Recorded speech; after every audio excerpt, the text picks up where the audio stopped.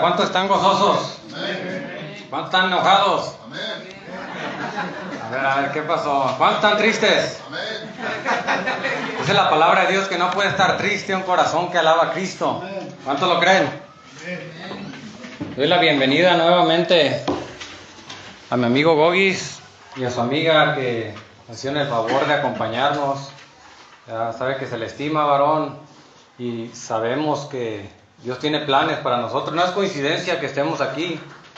Sí, estamos aquí porque Dios en su misericordia, Él había previsto que nosotros estuviéramos hoy honrando y glorificándole. Se me preguntó hace unos días que si ya estaba listo yo con la predicación.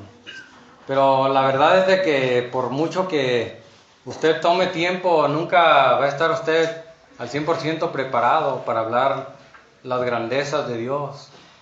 Usted puede pasar 2 meses estudiando, 3 meses, ¿sí? Pero a veces es triste ver que un mensaje tan sencillo, ¿sí? Y por enfocarnos tanto en estar estudiando esa porción, y si se nos invita en ese transcurso de tiempo a dar un mensaje, seamos ineficaces para dar una palabra de bendición. El mensaje que el profeta Jonás fue a predicar era un mensaje sencillísimo. También el de Juan el Bautista. El mensaje era: arrepiéntete y conviértete para que sean perdonados tus pecados. Decía también Salomón, aquel hombre sabio, decía: el fin de todo discurso es este: teme al Señor y guarda sus mandamientos, porque eso es el todo del hombre. Pero hoy vamos a predicar acerca del pecado en Romanos capítulo 6. Pero primero, póngase sobre sus pies y acompáñeme a clamar a Dios en una oración. Incline su rostro y dígale: Padre Santo, que habitas en gloria, te doy gracias, Señor, porque nos tienes aquí delante de tus atrios una vez más, Señor. Dice que entremos con acción de gracias por esas puertas, Padre, porque todo, Señor, lo que pidamos o hagamos, ya sea de hecho o de palabra, tiene que ser para honrar y glorificar el nombre de tu Hijo Jesucristo. Padre, a veces parece que caminamos, Señor, en medio de un desierto, Padre, y a veces, Señor, parece que se nos acaban las fuerzas, Señor. El hermano flaquea, el anciano a veces se cansa, Señor. Padre, pero yo te pido, Señor, que podamos tener siempre una palabra de bendición para mis hermanos, Padre. Que podamos, Señor, siempre beber de esa roca, Señor, que soltó agua y agua para vida eterna, Señor, que brota desde el corazón mismo de Dios. Porque dice las Sagradas Escrituras, Señor, que cuando estabas colgando del madero, dice que de tu interior, de tu corazón, cuando fue insertada, Señor, esa lanza, dice que derramaste agua y sangre, Señor. Y ese fue puro amor, Señor, que nos dejaste para que nosotros ya no viviéramos más en pecado, Señor. Padre, tú que tienes compasión por las almas, Padre, yo te pido, Señor, que llenes nuestra vida hoy, Señor. Padre, es imposible decir cuán grande, Señor, y cuán asombrosas son tus maravillas, Padre.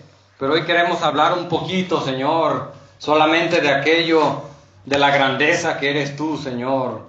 Padre, me pongo en tus manos en este momento para honrarte y glorificarte y bendecir a mis hermanos en el nombre de Jesús. Amén. Tome asiento, amado hermano. La vez pasada, a finales del capítulo 5, se habló acerca de que Jesús podía perdonar todo pecado, de que no había ningún pecado que fuera imposible de que el Señor lo pudiera perdonar, de que no existía ningún ser humano, por muy sumergido en el pecado que estuviese, que no pudiera alcanzar la misericordia de Dios si así le buscaba. Pero, ¿cuál es el único requisito que se necesita para recibir el favor de Dios, la gracia, el regalo no merecido. ¿Cuál es? Amén. Primeramente, ser un pecador. Porque si el ser humano o la persona, el individuo, no es un pecador, no está apto para recibir la gracia de Dios. Porque Jesucristo dijo claramente que Él no venía a llamar a justos, sino a pecadores al arrepentimiento. Entonces, el otro requisito es que la persona reconozca que es un pecador.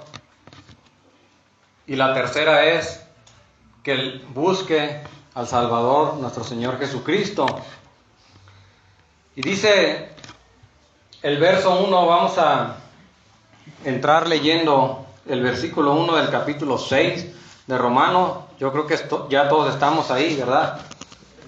Y dice, ¿qué pues diremos? ¿Perseveraremos en el pecado para que la gracia abunde? En ninguna manera, porque los que hemos muerto al pecado, ¿cómo viviremos aún en él? ¿O no sabéis que todos los que hemos sido bautizados en Cristo Jesús, hemos sido bautizados en su muerte? Porque somos sepultados juntamente con él para muerte por el bautismo, a fin de que como Cristo resucitó de los muertos por la gloria del Padre, así también nosotros andemos en vida nueva. Dice, ¿acaso perseveraremos en el pecado para que la gracia sobreabunde? En ninguna manera. O sea que pone la gracia como este foco, ¿sí? Si usted viene y enciende este foco por ahí de las 3 de la tarde, pues usted no lo va a distinguir mucho, porque tal vez si la luz del sol es más fuerte, ¿sí? Pero déjeme decirle que ya cuando todo está oscuro y usted prende una luz, alusa y trae todo a la vista de las personas. Así es la gracia de Dios. Cuando el pecado estaba más fuerte, cuando el pecado estaba más en su mero apogeo y la mentira estaba más fuerte, vamos a darle sin micrófono. De todos modos tenemos buena voz todavía. Amén, gloria a Dios. Se escucha mejor, ¿verdad? Ok, decíamos que mientras más tinieblas hay, una luz resplandece más y trae todo a la vista. Así es la gracia de Dios. Pero dice que no por eso le vamos a echar más pecado sobre el otro pecado. No por eso nosotros vamos a meterle más oscuridad a la que ya está, para que la luz brille, no. Porque si usted ya fue adherido a la luz y ya fueron abiertos sus ojos, usted no va a querer estar ciego nuevamente, ¿o me equivoco? Cuando aquel ciego Bartimeo recobró la vista por el milagro de Jesucristo, él ya ni por su mente quería volver a estar ciego y andar en tinieblas. Así es cuando en la vida del hombre resplandece el evangelio de la luz, el evangelio de Cristo. Ahora, dice en el verso 4, no, en el 3, ¿o no sabéis que todos los que hemos sido bautizados en Cristo Jesús, hemos sido bautizados en su muerte? Aquí no está hablando de las aguas bautismales, aclarando, ¿sí? Aquí está hablando de un bautizo espiritual en Jesucristo, ¿sí? La palabra bautizo aquí es la palabra griega que simboliza en español como sumergidos, ¿sí? Como vueltos a nacer en Cristo. En una ocasión un hombre fue a Israel y él conocía algo acerca del idioma que se habla allá, el hebreo, y él miraba mucho una palabra en algunas tiendas y le dice al guía de turismo, le dice, ¿por qué en varias tiendas dice, se bautiza por tanto dinero. Y dice, ¿dónde leíste eso? Por ejemplo, allá. Y le dice, no, eso es una tintorería. Le dice, lo que pasa es que ahí toman la prenda de un color y la sumergen y sale de otro color, sale blanca. A eso se refiere aquí. Que una persona que ya fue sumergida en Cristo, ¿sí? Y ya una vez sus pecados perdonados y una vida nueva en Cristo, ya viene a ser blanco cuando viene el perdón de pecados. Verso 4. Porque somos sepultados juntamente con Él para muerte por el bautismo, a fin de que como Cristo resucitó de los muertos por la gloria del Padre, así también nosotros andemos en vida nueva. Porque si fuimos plantados juntamente con Él en la semejanza de su muerte, también lo seremos en la resurrección. En la de su resurrección. ¿Cuántos saben que va a haber una resurrección entre los muertos? Amén. De hecho, la Biblia habla de 4 resurrecciones. ¿Sí? Dice que Jesucristo es el primogénito de entre los muertos. Jesucristo no está en una tumba. Jesucristo está vivo.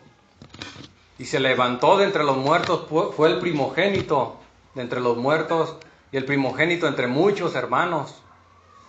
Número 2. Dice que son las primicias, ¿sí? O los primeros frutos. Esas primicias fueron los muertos que resucitaron. El día que Jesucristo resucitó, hubo un terremoto, ¿sí? Y dice que muchos muertos se levantaron de sus sepulcros y anduvieron entre la gente hablando las maravillas de Dios. Esos son los primeros frutos. Después dice que los muertos en Cristo resucitarán primero en la segunda venida de Cristo. ¿Sí? Y la cuarta resurrección aparece en el día del juicio final, el juicio de las naciones. Dice Apocalipsis 20 que el mar entregó los muertos que había en él. Y también dice que el desierto y todas las personas que han muerto de todas las generaciones se van a levantar para un juicio. Y dice que unos resucitarán para condenación y otros para vida eterna. ¿Usted de cuál quiere ser?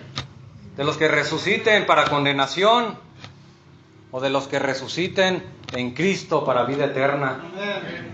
Gloria a Dios. Ahora bien, cuando habla la Biblia acerca del pecado, es claro el mensaje y muchos tenemos conocimiento. Pero también déjeme decirle que el ser humano a veces quiere culpar por su pecado, por su error, ya sea a Dios o al diablo. ¿Sí? Repito, a veces el ser humano quiere echarle la culpa a Dios de su fracaso y de sus malos caminos, quiere echarle la culpa a Dios o al diablo. Pero a veces el ser humano no se da cuenta de que Él viene a pagar muchas de las veces por las consecuencias de sus malas decisiones. Por ejemplo, si yo voy en mi carro tarde al trabajo, me van a cerrar la puerta, me van a regresar y veo el semáforo que está parpadeando en amarillo y yo voy a 120 kilómetros por hora y me tiro el semáforo, me lo paso en rojo y todavía para variar se me atraviesa un carro y me lo llevo. ¿De quién fue la culpa? ¿De Dios o del diablo? La culpa fue mía. ¿Sí? Por ejemplo, si yo tengo un arsenal de armas en mi casa y el amigo de mis hijos se mete y se pone a querer jugar a matar patitos ahí y se dispara en una pata, ¿quién es el responsable de eso? ¿El diablo? ¿O Dios? Yo. Sí, por mis malas decisiones. Entonces el ser humano siempre va a querer echarle la culpa al vecino, al papá, a la mamá. Déjeme decirle que sí influye. Sí influye. Pero la responsabilidad es de usted. ¿Sí? ¿Estamos aquí? Amén. La responsabilidad es de usted. Aparte de que Satanás, el diablo, que él es el que tienta y quiere poner piedra de tropiezo en nuestras vidas, tenemos una carne que es pecaminosa y está atraída ante el pecado. Sí, pero aunque todo influye, no hay excusa. Si Cristo venció, nosotros vamos a vencer también en Él. Como decía el apóstol Pablo en Filipenses, todo lo puedo en Cristo. Dígalo, todo lo puedo en Cristo que me fortalece. Amén. Gloria a Dios. Ahora, en el libro de Hechos, en el capítulo 15 y verso 28, nos da una restricción de pecado. Ahí los apóstoles dan una restricción de pecado. Vamos a ver cuáles pecados son de los que está reconviniendo a la iglesia. Hechos 15, 28 nos dice: porque ha parecido bien al Espíritu Santo y a nosotros no imponeros ninguna carga más que estas cosas necesarias. Ponga el oído: que os abstengáis de lo sacrificado a los ídolos, de comer y beber sangre, de ahogado, o sea, dicho de otra manera, de comer animales que fueron estrangulados, ¿sí? Y de fornicación. Esos son los 4 puntos de los cuales está reconviniendo primeramente el Espíritu Santo, de que el creyente ya no puede vivir en esas cosas, ¿sí? Ya no puede participar de las cosas que son dedicadas a todo aquello que no es Dios, ¿sí? Y a veces ahí andan los hermanos en el Halloween, ¿verdad? Que porque los dulces están bien buenos, los chocolates, ¿sí? Dice que también está prohibido beber sangre, ¿sí? Y dice también que en la sangre está la vida, y por eso usted no tiene que participar de eso, porque la vida es Cristo. Y también está prohibido comer animales que fueron estrangulados y vivir en fornicación. ¿Ok? La pregunta es, ¿por qué hace una distinción entre estos 4 pecados y todas las demás formas de pecar?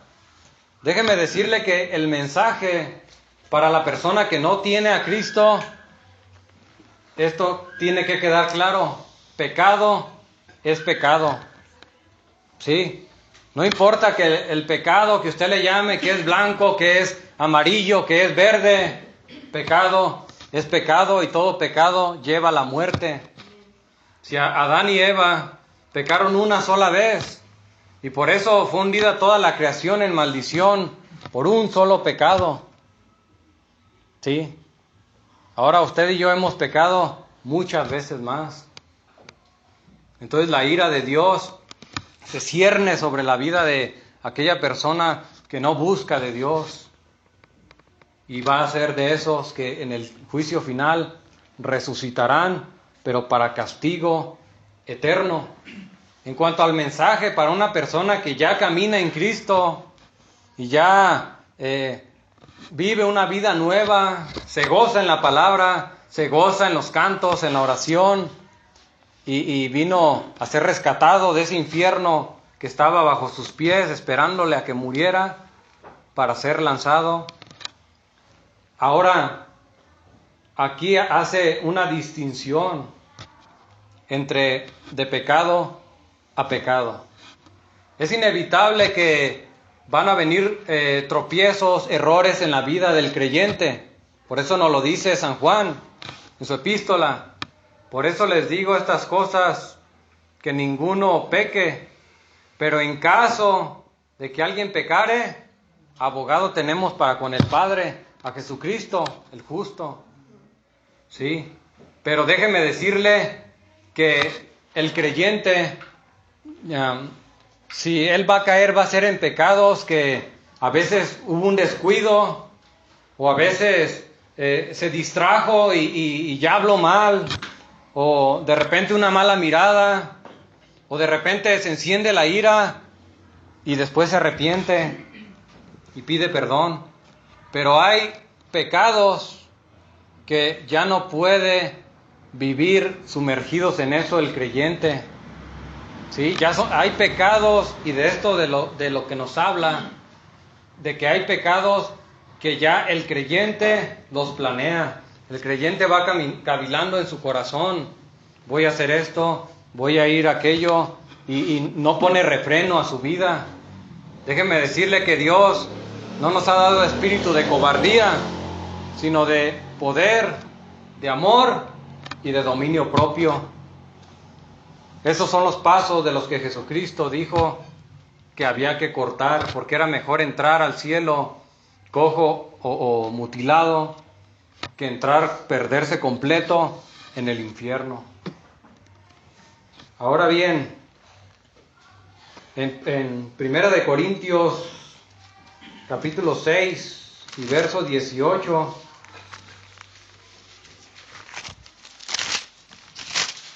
nos habla también algo acerca de eso. 1 Corintios 6, 18, huid de la fornicación. Cualquier otro pecado que el hombre cometa está fuera del cuerpo, mas el que fornica contra su propio cuerpo peca.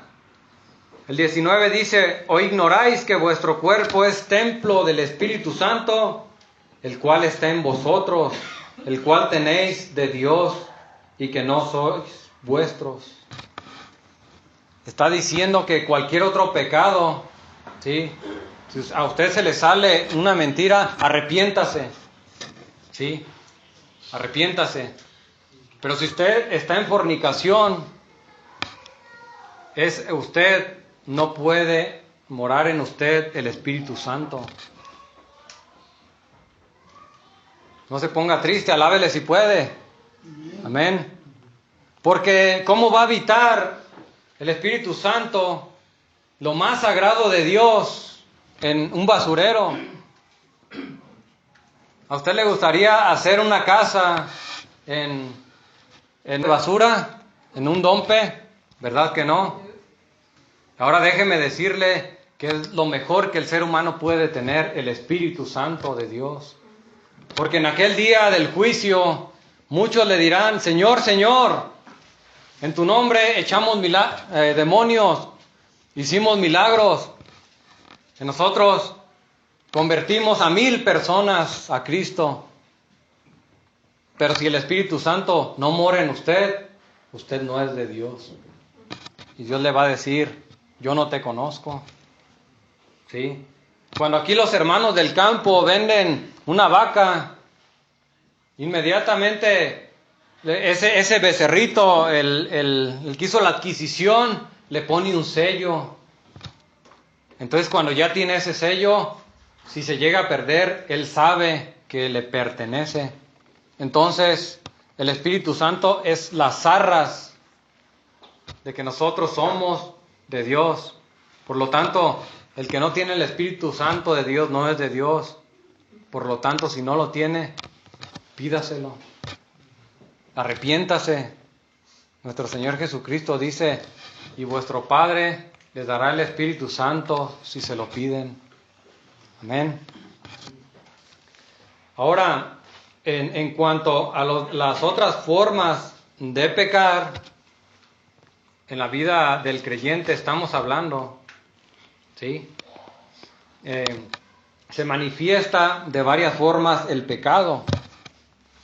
La primera es de pensamiento, la segunda es de palabra, la tercera es de obra, ¿sí? Y la cuarta es de omisión. Primero vamos a ver qué es la omisión o hacer caso omiso. Acompáñenme a Santiago 4:17. Y es muy importante predicar estas cosas porque normalmente esto ya no se predica. Sí. Y a veces dice que el proverbio que cuando no hay corrección, que cuando no hay palabra de Dios o no hay profecía, el pueblo se desvía. Entonces el apóstol Pablo siempre lo recordaba.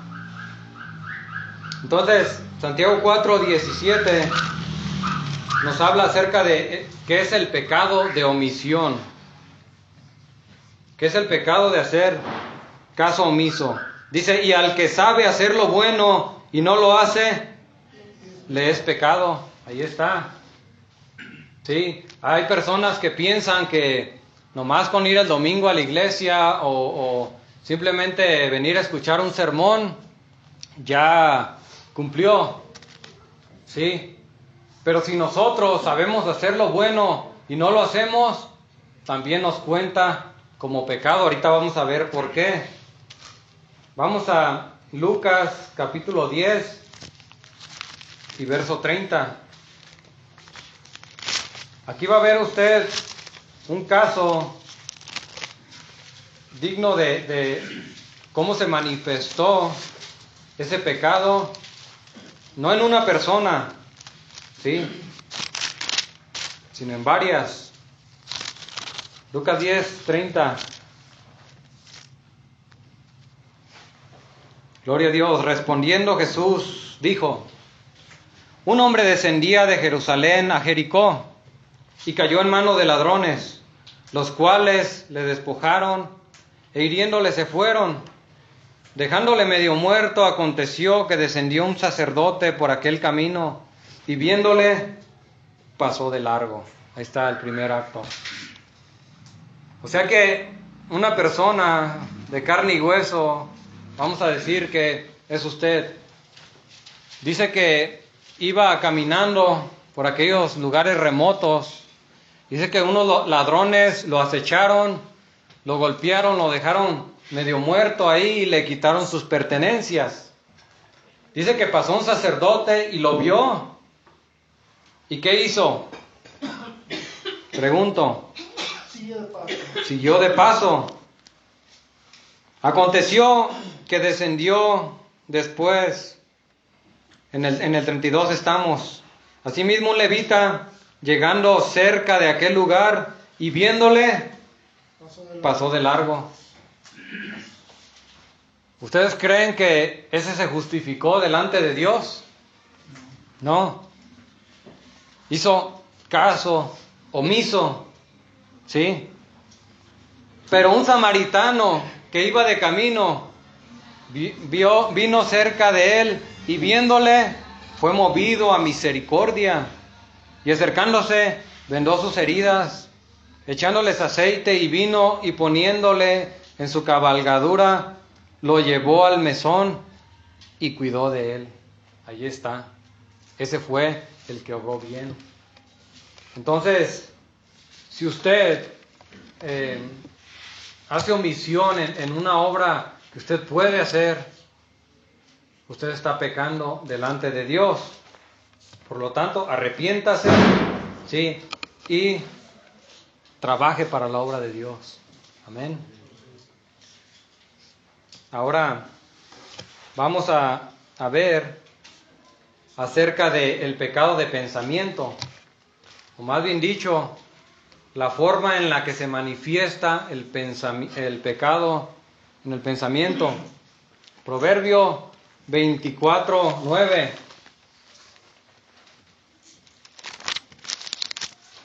El que llegue primero lo puede leer en voz alta.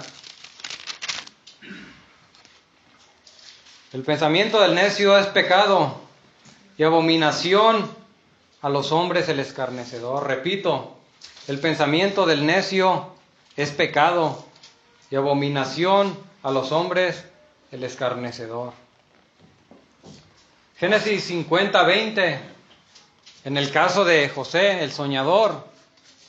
¿Qué es lo que pasó? Todos conocemos la historia.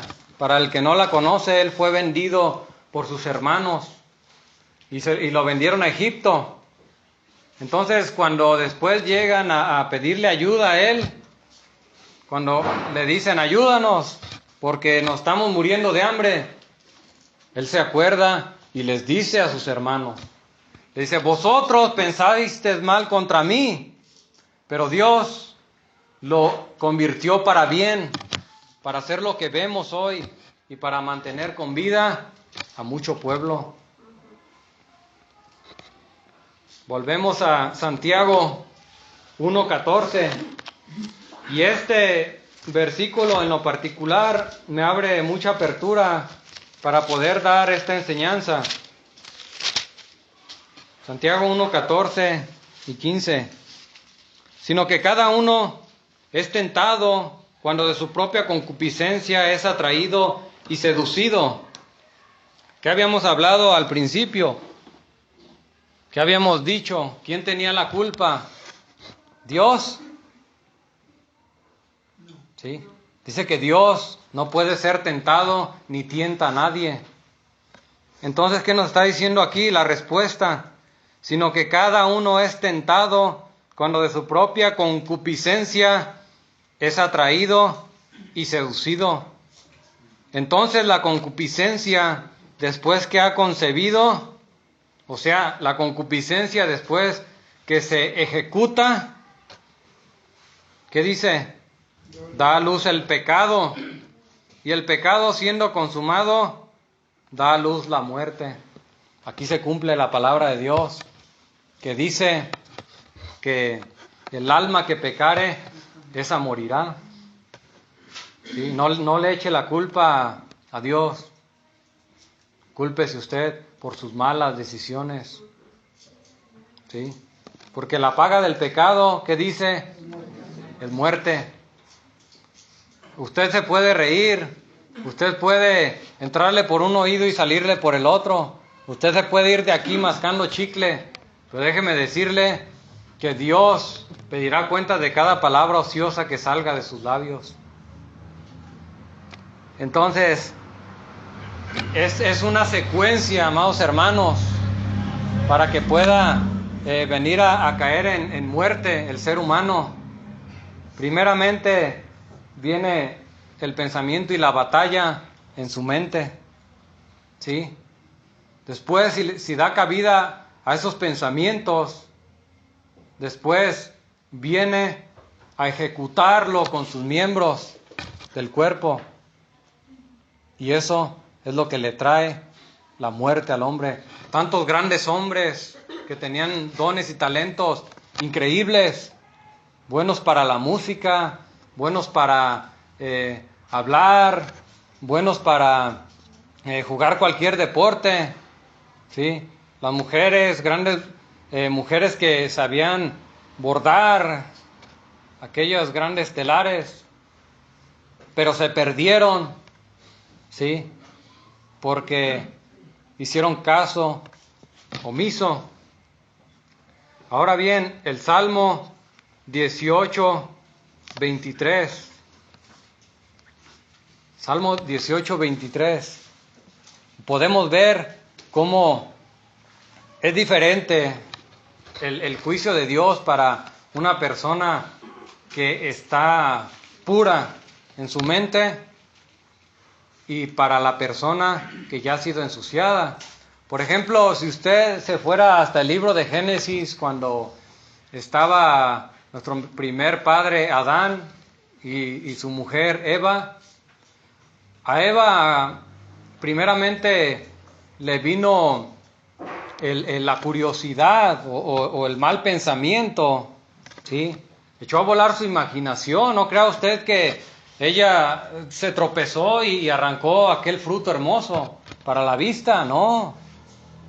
Ella primero caviló en su pensamiento y ya después consumó lo que echó a volar su imaginación, la serpiente antigua, el diablo Satanás, de las promesas.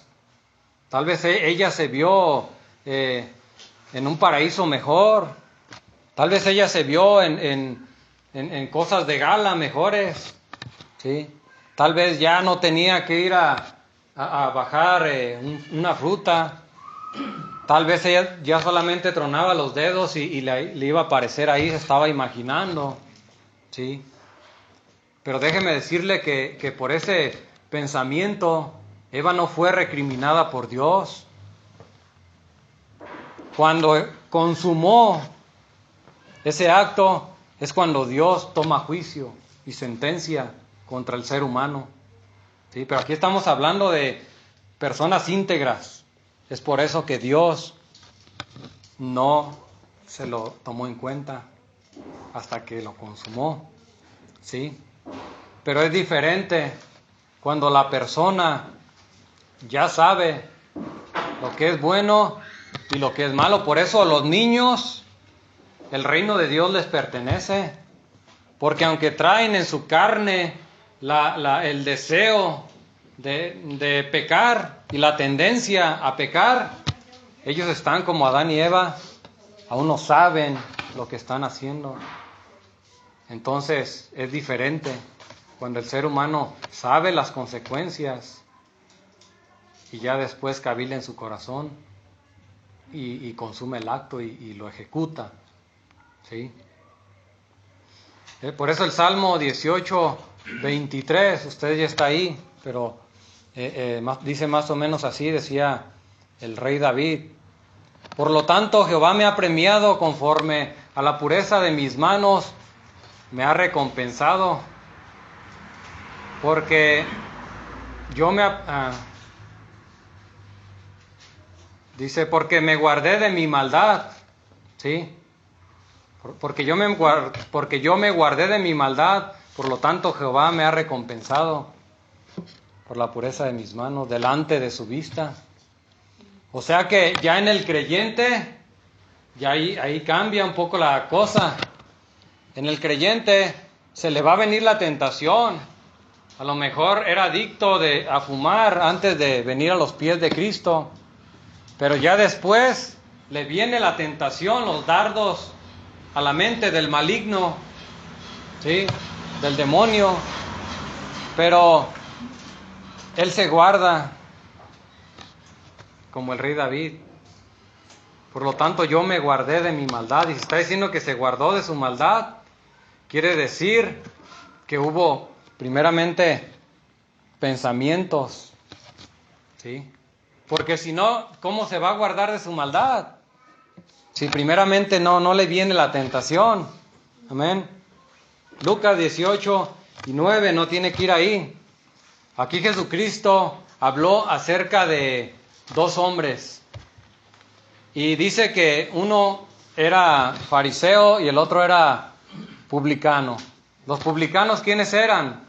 Eran personas que se dedicaban a recaudar los impuestos, los tributos de la nación extranjera o de la nación dominante, ¿sí? Pero esa persona era nativa, propia del lugar, ¿sí? No sé si me estoy dando a entender. El publicano lo veían a él. No sé si ha escuchado usted la historia de la Malinche. Era una mujer de aquí de México, nativa, una india. Y cuando llegan los españoles, ella se va con ellos y traiciona a su raza. Así lo veían a los publicanos. ¿Sí? ¿Cómo es posible que esta persona de mi propia sangre venga y nos cobre los impuestos y vaya y se los dé a los enemigos? Pero dice nuestro Señor Jesucristo que ambos estaban orando. Entonces, por un lado estaba el publicano, que era visto como lo peor de la sociedad, como una persona que no tenía valor moral, como un traicionero de Dios. Pero dice que cuando estaba postrado orando a Dios, dice que no se atrevía a levantar su rostro. El publicano decía: Padre, soy indigno, no me atrevo ni a voltear a ver hacia el cielo, ¿sí? Pero dice que a la par estaba el fariseo, un sacerdote, un líder religioso, que caviló en su pensamiento contra aquel varón y dijo: Dios mío, yo te doy gracias porque no soy como aquel. No lo dijo, lo pensó, aclarando: yo no soy como aquel que anda con rameras y que anda en malos pasos. Yo te doy gracias porque yo doy dinero a los pobres, porque ayuno 2 veces a la semana, oro 3 veces al día. Y dice Jesucristo: les aseguro que la oración del que se creía justo fue negada, y la oración del que vino arrepentida fue escuchada por Dios. ¿Sí? Porque dice que he venido, dijo nuestro Señor Jesucristo, a llamarnos a justos, sino a pecadores, al arrepentimiento. Entonces, si usted está enfermo, déjeme decirle que hay un médico, hay un doctor, es Jesucristo. Él le va a sanar y le va a dar nueva vida. Amén. Ahora, en cuanto a la acción en la que se manifiesta el pecado en la palabra, Santiago 3, capítulo 2. ¿Qué nos dice Santiago 3, capítulo 2 acerca de cómo se manifiesta el pecado en la palabra o en la boca de las personas? Porque todos ofendemos muchas veces. ¿Aquí a quién le está hablando Santiago? ¿A los inconversos o a los creyentes? Está hablando a los creyentes en Cristo. ¿Sí? El perdido está en sus pecados blancos, que le dice negros o colorados o cuál color le gusta. Porque todos ofendemos muchas veces. Si alguno no ofende en palabra, este es varón perfecto, capaz también de refrenar todo el cuerpo. Dice que los animales, los caballos, cuando se les pone un freno en la boca, el jinete los puede dominar y hacerlos como quiera. Dice que allá en el alta mar, los capitanes de los barcos, dice que con un pequeño timón controlan una nave gigantesca. Dice, pero el ser humano, el hombre nunca ha podido refrendar su lengua. Dice, porque la lengua es un miembro, dice, que destruye y se lleva todo a su paso. ¿Sí? Por eso también lo decía el proverbio. Dice que el poder de la palabra es tan fuerte que puede dar vida o puede dar muerte. ¿Sí? ¿A qué se refiere esto? Muchos malinterpretan ese pasaje, pero se refiere a que usted puede desanimar a un niño. ¿Cuántas veces le dice el padre a su hijo: eres un estúpido, nunca vas a servir para nada? No. Qué diferente es cuando le dice: hijo mío, para la próxima te saldrá bien. Hijo mío, para la próxima tú lo vas a lograr. Amén. Ahí se ejecuta también este pecado, nos dice Santiago. ¿Qué pasó con María, la hermana de Moisés? Ella fue expulsada de la congregación cuando andaba vagando el pueblo de Dios allá en el desierto. Dice que ella murmuró contra Moisés. Imagínese murmurar contra su propio hermano. Y dice que Dios se enojó con ella y le vino una lepra en todo su cuerpo, esas llagas horribles. Y fue exiliada. Exiliada quiere decir que fue arrojada afuera del pueblo, donde habían serpientes, ladrones, tempestades, había de todo. Pero ¿qué pasó? A los 7 días Dios la perdonó porque se arrepintió. ¿Sí? Que hablar acerca de Dan, el de las 12 tribus de Israel. ¿Sí? Dan el patriarca también fue desechado por Dios, por su lengua.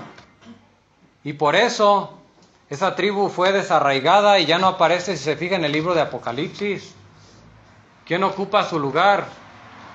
Manasés, el hijo de José, nacido en Egipto. Y cuando el patriarca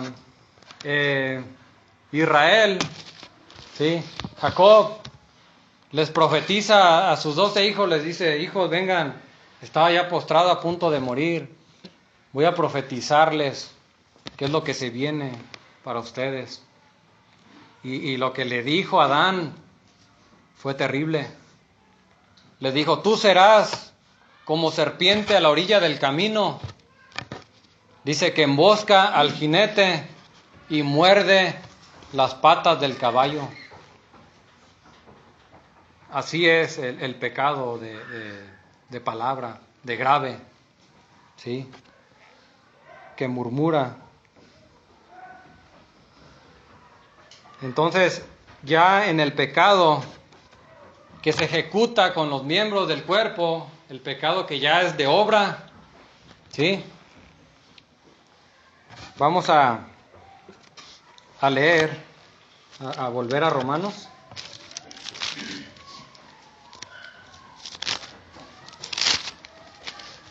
Romanos 6 y verso 6. Sabiendo esto, que nuestro hombre fue crucificado juntamente con él, para que el cuerpo del pecado sea destruido, a fin de que no sirvamos más al pecado. Porque el que ha muerto ha sido justificado del pecado. Y si morimos con Cristo, creemos que también viviremos con él, sabiendo que Cristo, habiendo resucitado de los muertos, ya no muere. La muerte no se enseñorea más de él. Porque en cuanto murió, al pecado murió una vez por todas. Mas en cuanto vive, para Dios vive. Aquí está diciendo que nosotros ya hemos muerto a nuestra vida. Nosotros ya hemos muerto a nuestras ilusiones, a nuestros deseos, ¿sí? Nosotros ya vivimos para Cristo. Decía el apóstol Pablo, decía: si yo vivo, vivo para Cristo, y si muero, muero para Él. A eso se refiere cuando dice que nosotros hemos sido muertos con Cristo. Con Cristo estoy juntamente crucificado, decía aquel varón. Ya no vivo yo, mas Cristo vive en mí. Lo que ahora hago en la carne, ¿qué dice? Lo hago por el amor a Él. Entonces dice el verso 11: así también vosotros, consideraos muertos al pecado, pero vivos para Dios en Cristo Jesús, Señor nuestro. No reine pues el pecado en vuestro cuerpo mortal. Ahí está hablando acerca de los miembros, los 5 sentidos: la vista, el oído, el olfato, la lengua, el gusto y el tacto. ¿Sí? Continúa leyendo: no reine pues el pecado en vuestro cuerpo mortal, de modo que lo obedezcáis en sus concupiscencias, ni tampoco presentéis vuestros miembros al pecado. ¿Cuántos tienen aquí? Se refiere, cuando habla acerca de sus miembros, es todas las partes de su cuerpo. ¿Cuántos tienen manos? A ver, no se me duerma, levántelas. ¿Cuántos tienen pies? Gloria a Dios. ¿Ve? El que ya no tiene una mano o no tiene otra, pues ya no puede usarla, ¿verdad? Pero Dios le dio los miembros de su cuerpo para que usted viva para bien, para que lleve el mensaje a las almas. ¿Por qué no está usted mudo? Sí, ya voy a terminar yo con el mensaje. Pero si usted no está mudo, es porque Dios se glorifica. Y cuando usted le predica la palabra de Dios a una persona, dice que los ángeles quieren escuchar el mensaje, porque ellos no tienen esa dicha. ¿Sí? Entonces dice: ni tampoco presentéis vuestros miembros al pecado como instrumento de iniquidad, sino presentaos vosotros mismos a Dios como vivos de entre los muertos, y vuestros miembros a Dios como instrumentos de justicia. Porque el pecado no se enseñoreará de vosotros, pues no estáis bajo la ley, sino bajo la gracia. ¿Cuántos dicen gloria a Dios por eso? Amén.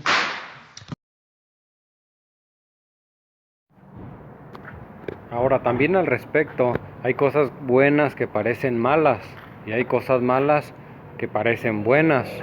Y a veces, por querer hacer el bien, acabamos perjudicando a la otra persona. Si yo llego con un borracho y le doy dinero, en vez de ayudarlo lo voy a perjudicar. Es mejor enseñarle a trabajar. Hay cosas que la persona quiere aparentar que está haciendo un bien. Por ejemplo, si se pone a orar por el otro en público y en medio de esa oración señala al hermano con sus palabras, ahí está actuando mal, porque está haciéndole un juicio o está tratando de su integridad venírsela abajo.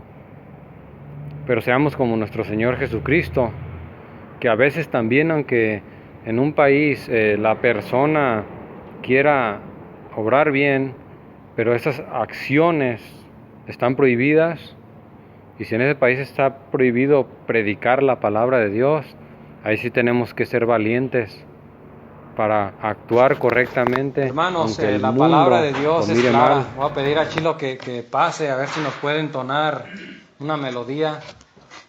Yo sé que ya guardó su guitarra, ¿verdad? Pero no hay problema, dice el guerrero aquí. Porque si el Señor se entregó completo para que usted ya pudiera tener esperanza, ¿sí? Déjeme decirle que la palabra dice que los primeros serán los últimos y los últimos serán los primeros. Déjeme decirle que les decía a los religiosos Jesús: ustedes son los que se justifican delante de los hombres. Dice, pero todo lo que el hombre tiene por sublime delante de Dios es abominable. Lo que allá afuera los hombres tienen por santo, por sublime, déjeme decirle que delante de Dios, sin Cristo, están perdidos. ¿Sí? Y si usted viene en este tiempo, si usted se arrepiente, usted entrará en el reino de los cielos antes que ellos. Esa es la buena nueva del Evangelio. Póngase sobre sus pies. El Señor, amado hermano, nos ha traído aquí y Él quiere que le sirvamos, ¿sí? Yo no sé si alguna persona aquí quiere pasar aquí al frente y quiere reconciliarse con Dios. Yo no sé si alguien de aquí quiere pasar y podemos orar por él.